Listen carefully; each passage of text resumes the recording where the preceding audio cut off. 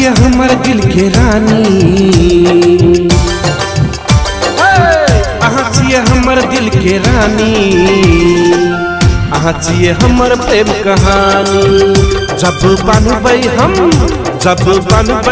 अहाँ संग बंधन, अहाँ जिए हमर दिल के रानी। अहीं के मीठा बोलियो सजना, अहीं के मीठा बोलियो सजना, दिल धड़कावे हमर हरदम। अहीं के देखैले, अहीं के देखैले हमर सजना, मन तरसया हमर हरदम। अहाँ जिए हमर दिल के रानी, अहाँ जिए हमर प्रेम कहानी।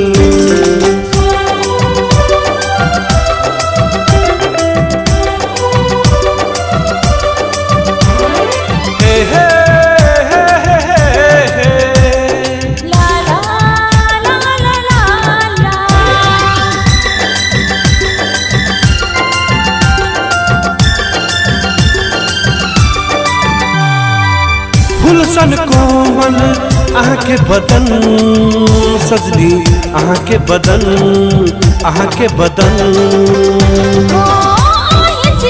हमर दिल के धड़कन सजना, दिल के धड़कन, दिल के धड़कन। ओ दिल में बसा के रखब अहाँ के, रखब अहाँ के, रखब अहाँ के।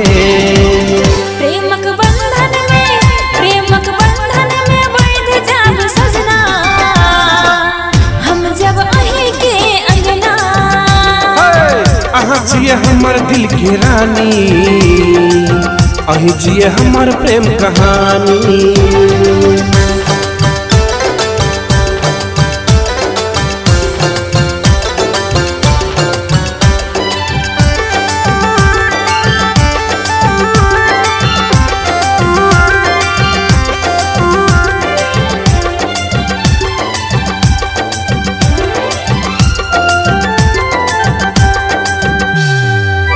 मांग सजायब आहाँ के हम सजनी, आहाँ के हम, आहाँ के हम।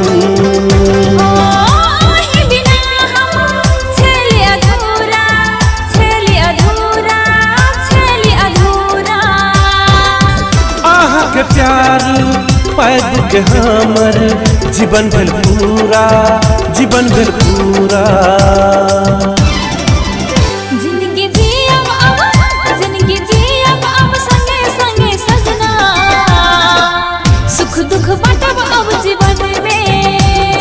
जियब अब संगे संगे सजनी, सुख दुख बाटब अब जीवन में, सुख दुख बाटब अब जीवन में।